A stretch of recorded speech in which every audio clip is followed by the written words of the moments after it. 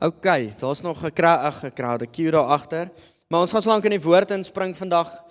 Verlede week was vir my nou baie lekker. Vir van julle was dit dalk 'n stretch geweest. As jy vandag vir die eerste keer is, asseblief gee ons 5 kansse. Moenie na vandag call, luister, hierdie is nie vir my nie. Gee die Here 5 kansse. Een van die goed wat ek glo ons kerk opbou is om te doen wat die Here sê ons moet doen. Is om stil te staan by Here, wat is u begeerte op hierdie oomblik? En vanoggend het ons net ervaar, ek het sterk ervaar die testimonies en kyk hoe mooi die Here die family vanoggend kom bedien uit testimonies uit. Hy gebruik 'n liggaam om die liggaam te bedien. En daar's een ou wat partykeer die mondstuk is, ek is die voorreg om hierso as herder te kan staan. Was vir my mooi wanneer die liggaam opstaan en mekaar bedien.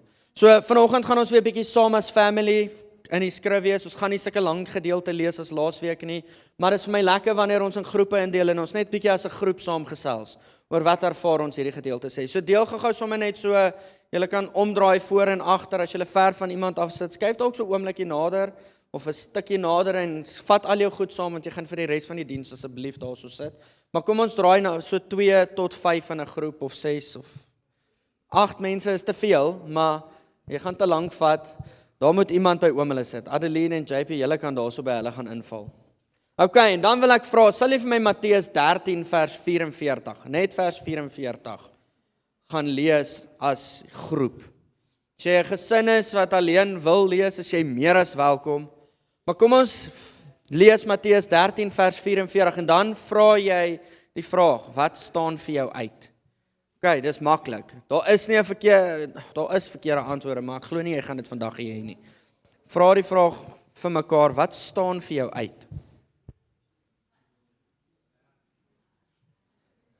13, Matteus 13, eerste boek in die Nuwe Testament, vers 44. Okay, daar sê, ek gaan julle gou in die rede val daarso. Kom ons gesels gou om Chris, wat is op die oppervlak? Nou nie die finale antwoord nie. Wat sien julle op die oppervlak van hierdie skrif?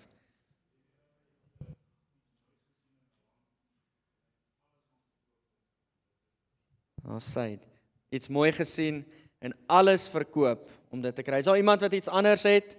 Gou so oorskaaf. Daarso.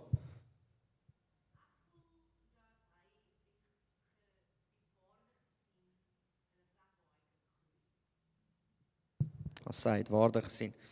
Albert, het jy iets daar agter? Net die obvious.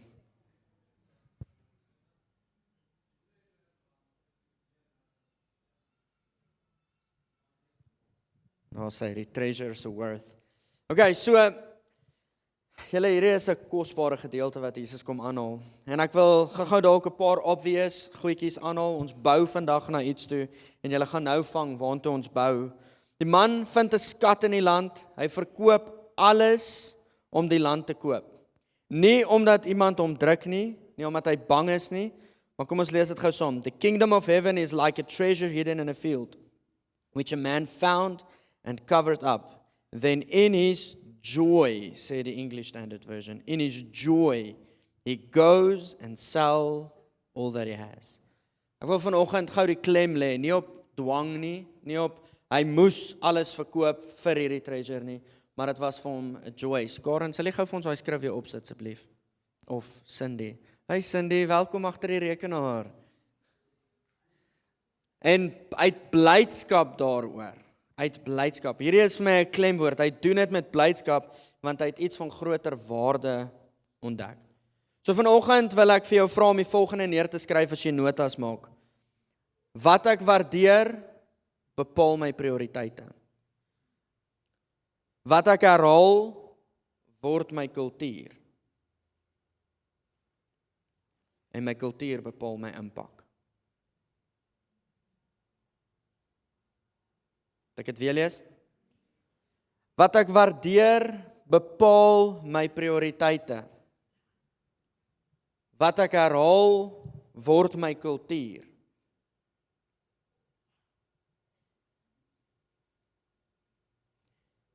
My kultuur bepaal my impak.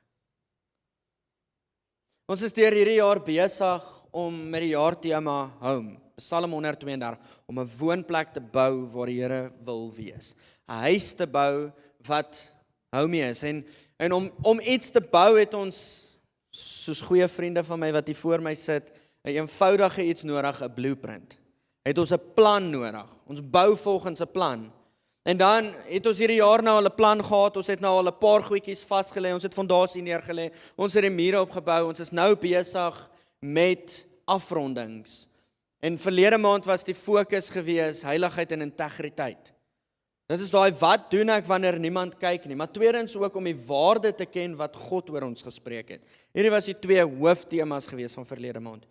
Hierdie maand gaan ons oor in kultuur in. Maar ons kan nie oor kultuur praat, 'n hemelse kultuur, 'n koninkryk kultuur, as ons nie 'n waarde vasgepen het nie. As ons nie iets het wat ons waardevol sien nie. En dit kan nou maklik wees, en ek kan vir jou vra, hoorie, wat is vir jou belangrik? As ek, maar Armand, kom ek sit vir jou op. Jy is ook lekker in die bediening vandag. Wel dan met jou drums vanoggend. Wat is vir jou belangrik? Skiet om my reep uit, moenie te veel dink nie. Om gelukkig te wees. Mag dat vir jou? Wat is vir jou belangrik? Joy. Bianca, wat is vir jou belangrik? Jou kind se gelukigheid. Ons gaan 'n hele paar antwoorde hierso kry. Maar ek het al gesien dat wanneer iets vir ons belangrik is, en ek wil nou gou-gou net 2 woorde definieer, het ons baie maklike plan om dit toegepas te kry. En is ons baie maklik gemotiveer om dit huis toe te dryf. Maar hoeveel keer vind jy jouself buite geluk? Hoeveel keer vind jy jouself buite joy? Hoeveel keer vind jy jouself dat jy voel jou kind nie gelukkig is nie?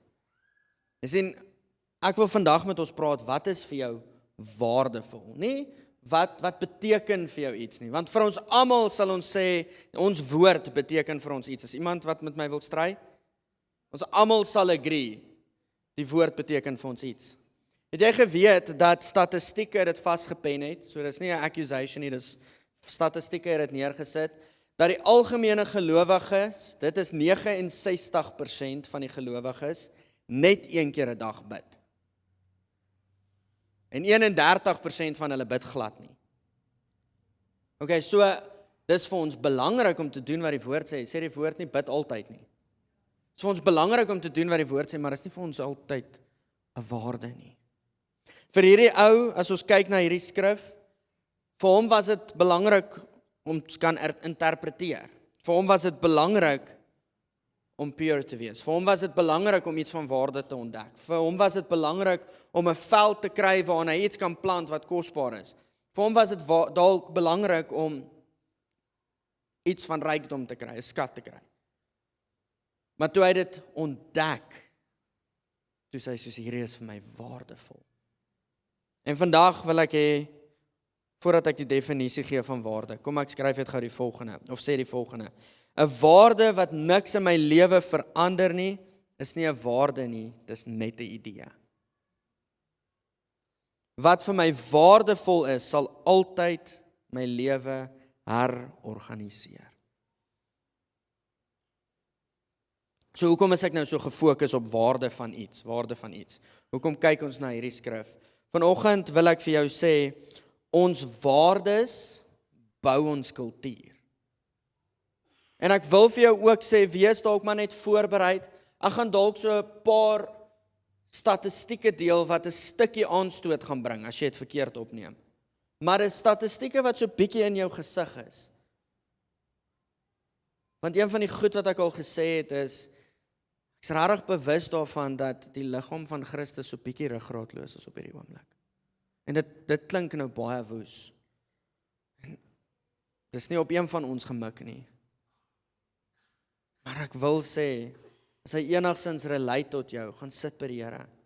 Ek kyk na 'n liggaam wat okay is daarmee, dat ons kinders geïndoktrineer word deur 'n stelsel wat hulle identiteit kom bepaal en totaal en al verwrong bepaal. Dit is okay met 'n stelsel wat vir jou kom sê, jy is die slaaf en jy is nie die kop wat God jou geroep het om te wees nie. Wat vir jou kom sê, jy moet nou maar net verdra wat jy deurgaan, want daar is nie hoop vir jou om enigstens 'n deurbraak te hê nie. Vanoggend is ek bewus daarvan, ons waardes bou ons kultuur. Dit wat vir ons van waarde is, soos hierdie man, sal ons alles prys gee, sodat ons daai kan ontdek. En hierdie maand gesels ons oor, wat is die kultuur wat ons as kerk voor geroep is? En ek wil nie vandag en in hierdie maand fokus net op hierdie is presies of spesifiek net waarvoor Presence Church geroep is nie, maar waarvoor die kerk geroep is. Ons as liggaam het 'n verantwoordelikheid om 'n sekere kultuur uit te leef, want ons verteenwoordig 'n koning.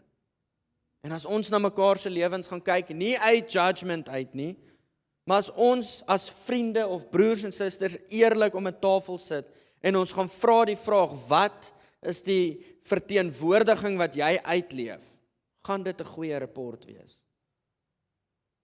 Of gaan dit teleurstellend wees? Die realiteit is, almal van ons gaan altyd voel, daar's spasie vir improvement.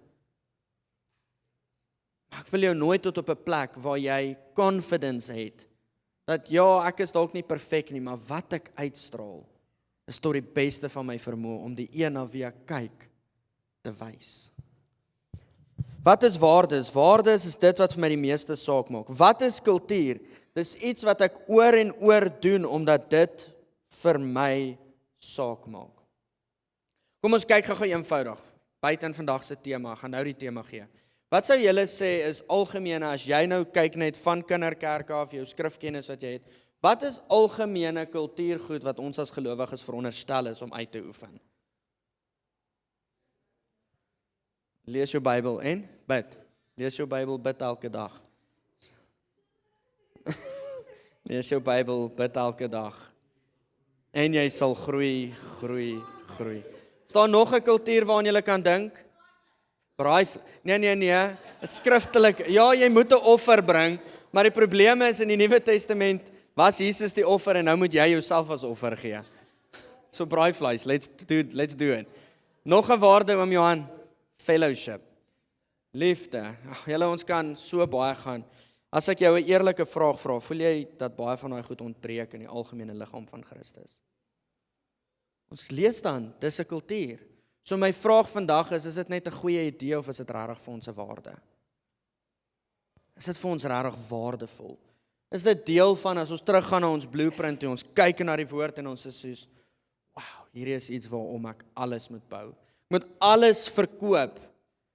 Nie omdat ek moet nie omdat ek bang is nie, but for the joy of discovering that value.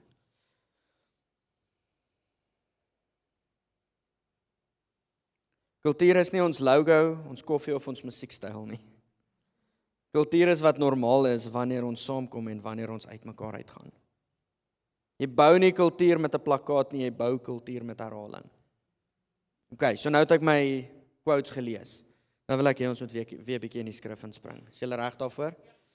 Daar's 'n paar skrifgedeeltes, so kom ons almal lees gou-gou Handelinge 2 vers 42 saam. Weer in die groepe in. Handelinge 2 vers 42, Acts 2.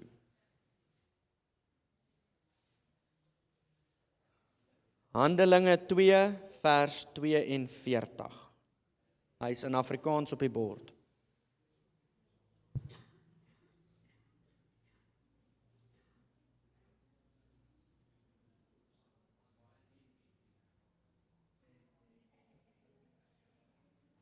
En hulle het volhard in die leer van die apostels, en in die gemeenskap, en in die breking van die brood, en in die gebede. Kan ons gou volgende vers opsit asseblief? En vrees het op elkeen gekom, en baie wonders en tekens het deur die apostels plaas gevind. As jy gaan kyk na die algemene definisie van wat hier gebeur het, is hulle het hulle self toegewy aan die volgende goed. Dis weer vers 42 asseblief.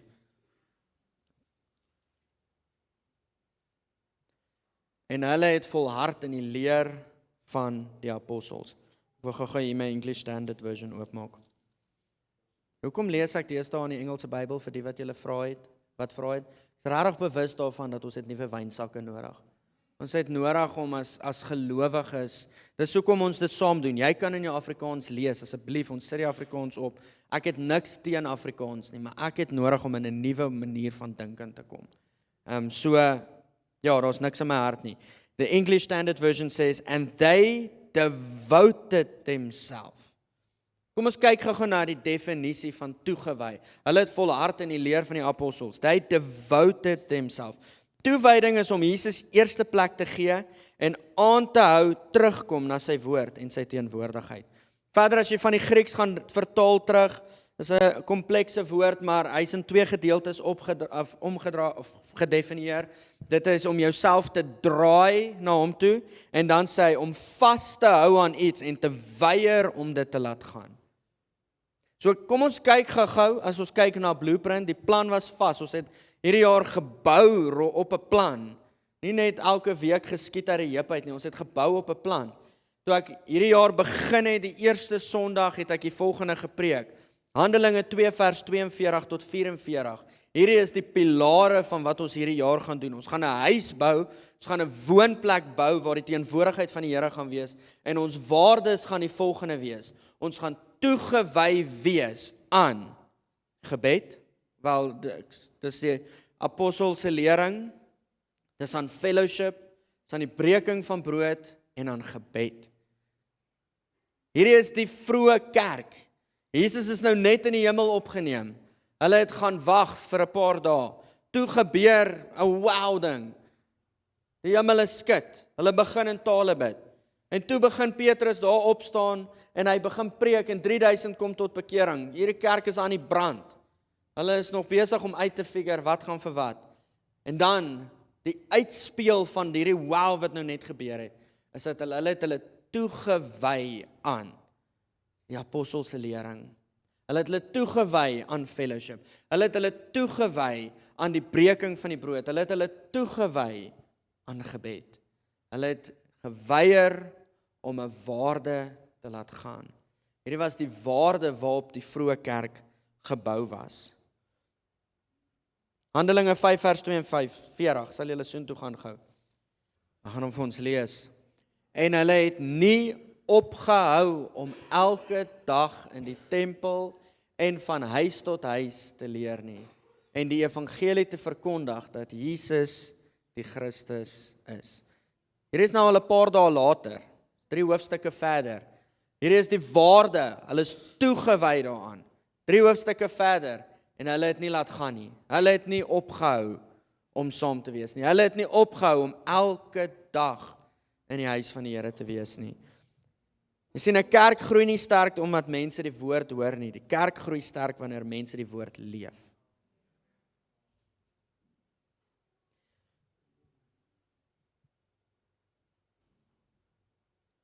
Kom ek stoei so 'n bietjie oor, hoe moet ek hierdie sê, maar gaan dit nou maar net sê. Weet jy hoekom was dit nerve-wracking vir Willem om hier voor te staan? En baie keer vir my ook. Want die mense wat jy voor bedien is krities. Ja, maar jy moet 2 stories in en die mense moet lag en jy moet uit hierdie skrif uitlees en jy moet seker maak daar's 'n handeklap na die tyd, anders het jy die merk gemis. Sien, as ek nou 'n kerkgroei konsultant hier gehad het, het hy vandag vir my gesê, hier is nie die grootste manier van kerk doen nie. Dis maar awkward stilte, lees, jy sê vir jou hierdie, ek het nie 'n fancy preek wat ek bedien nie. Maar wanneer ek kyk na die vroeë kerk, sien ek dat die kerk het gegroei, omdat ons mekaar geskaaf het. Nie omdat hulle 'n great preek gehoor het nie, maar omdat hulle die woord begin leef het. Handelinge 2 vers 42, hulle was toegewy. Handelinge 5 vers 42, hulle het nie opgehou nie. Jy sien, hierdie ouens was nie geïnspireer nie. Hulle het nie die motivering, hierdie klink soos 'n great idee, en dan 3 weke later is hulle klaar nie. Hulle het aangehou. Wat op 'n Sondag gepreek word, moet teen Maandag in ons huise sigbaar wees. Kom ek gee vir julle gou-gou statistieke. Hierdie is daai wat ek gesê het potensieel aanstoot kan bring.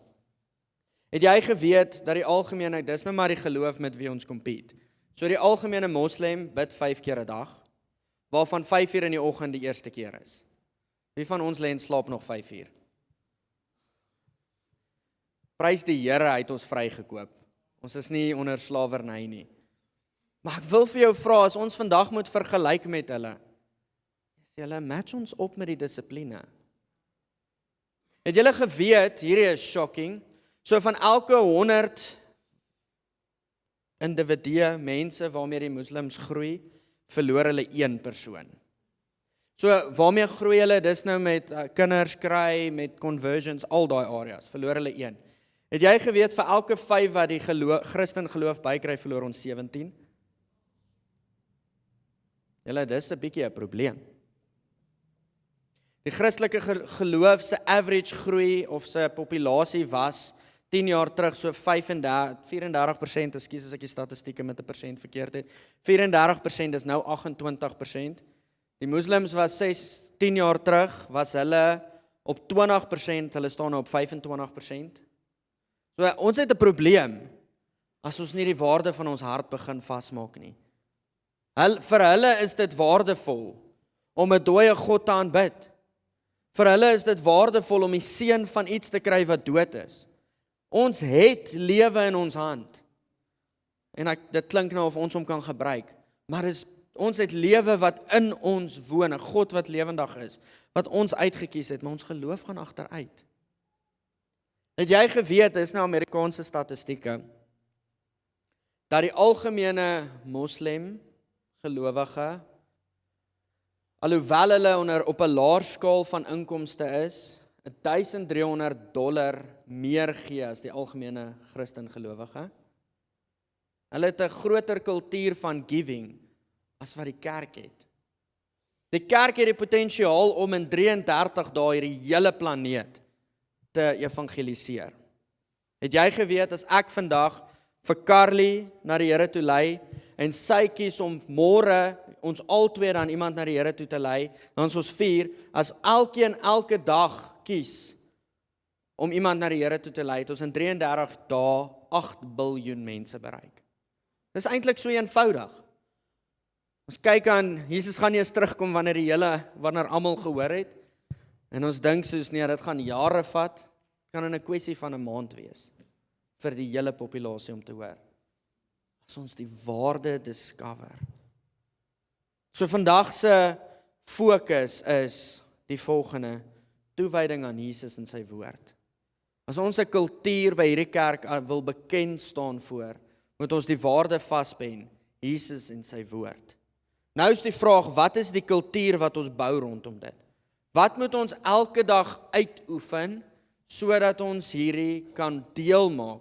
Onthou, ons kan nou kies om gemotiveerd te wees na vandag, en soos môreoggend het ons almal iemand, ons het hulle geklap hier met die evangelie links, regs, daai oues, hy ken die hele woord in 'n oomblik se tyd, maar hy kies om Jesus nie te volg nie, en ons is soos, skielik is ek, wat nou? En ons probeer die volgende een, en daai motivering word minder en minder en minder. Maar as ons dit 'n kultuur maak, 'n waarde vir ons het, dat hy het gekom vir elke liewe een. Hy het gekom vir die grootste sondaar. Hy het gekom vir elke liewe een in hierdie vertrek vandag. Nie een van ons het hy nie voorgekom nie. Maar hy het ook gekom vir die ou wat op die straat is en nog nie weet wie hy is nie. Ek en jy die verantwoordelikheid om die waarde te sien in sy hart vir die verlorenes. Hy los die 99 vir die een. Vandag se fokus is, mag Jesus ons waarde wees. Kom ons kyk gou na skrif. Ek weet ons hardloop 'n bietjie uit. Ek gaan hierdie blok indeel. Handelinge 6 vers 7. Het julle hom? Handelinge 6 vers 7. Hierdie blok, Handelinge 8 vers 4. En die hele agterste blok, Handelinge 19 vers 20. In verband met alles wat ek vandag gedeel het, wat staan vir julle uit? Hierdie blok, Handelinge 6 vers 7, Handelinge 8 vers 4, Handelinge 19 vers 20. Kom ons lees dit gou almal saam. OK.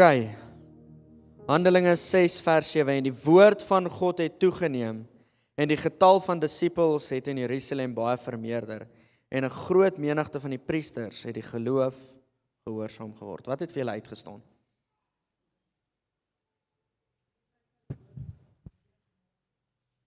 Die woord het vermeerder. Audrey? gehoorsaamheid. Nog iemand, Lisa? Uitgaan en disippels van mense maak. Jy sien die vorige skrif, ek het vergeet om hierdie te sê, Handelinge 5 vers 42, was die disippels geïntimideer en daar is vir hulle gesê, bly stil, of ons maak julle dood. En hulle was, ons kan nie stil bly nie. Jy sien, toewyding het hulle, vir die skrif, toewyding aan Jesus en die woord, het hulle lewe gegee. Hulle het hulle lewe gebou om dit. Handelinge 6 vers 7, hulle het hulle lewe geleef rondom dit. En hoe mooi is dit, die woord van God het toegeneem, en die getal van die disippels het in Jerusalem baie vermeerder. Wie van julle sal graag in die hemel voor die Here wil staan, en ons vir jou gesê, jy kon 42 disippels gemaak het, en jy dink terug en jy het 5 gemaak. Ek dink ons almal wil voor die Here staan en sê, ja, ek het 42, ek het my target bereik. Sommiges van ons moet 10 mense na die Here toe lei in ons tyd, sommiges van ons 100, sommiges van ons 1 miljoen, mag sommiges van ons 8 biljoen, en laat almal by die Here uitkry. Maar ek wil nie voor die Here staan en hoor ek het die merk gemis nie. Nie dat dit my redding en dat dit my nie in die hemel gaan kry eendag nie, maar imagine net om voor hom te staan en te hoor, ja, maar ek wil eintlik nou baie sê. Handelinge 8 vers 4, kom ons gaan na hierdie kant toe, kom ek lees hom saam. Die wat dan verstrooi was, het die land deurgegaan en die evangelie verkondig. So dis nou nie verstrooid nie, soos die jongstes van vandag. Die wat verstrooi was, wat staan vir julle uit? Om Chris.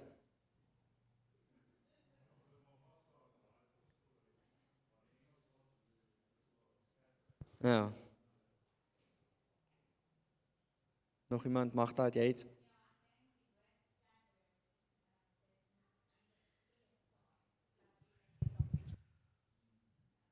Love it. Dit moes eintlik vrees gesaai het. Hulle het geskatter. Ek hou ook van die Engels. Hulle was verstrooi. Ek en my vrou voel partykeer verstrooid. Maar hulle was geskatter. Hulle is geïntimideer. Okay, great. Ons sal nie stil bly nie. Hier kom die intimidasie skielik op hulle voorstoep. Hulle vlug in rigtings in, maar hulle leef op die volgende waarde. Kan nie stil bly nie.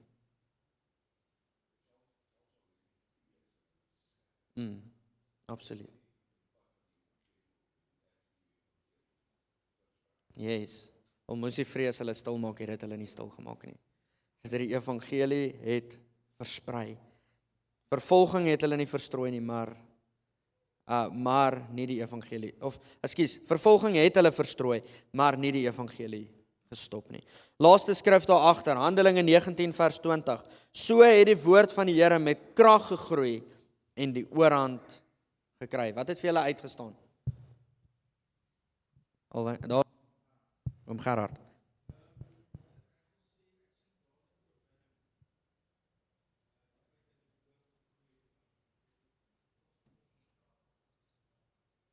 Oorwinning, amen. Allah by julle.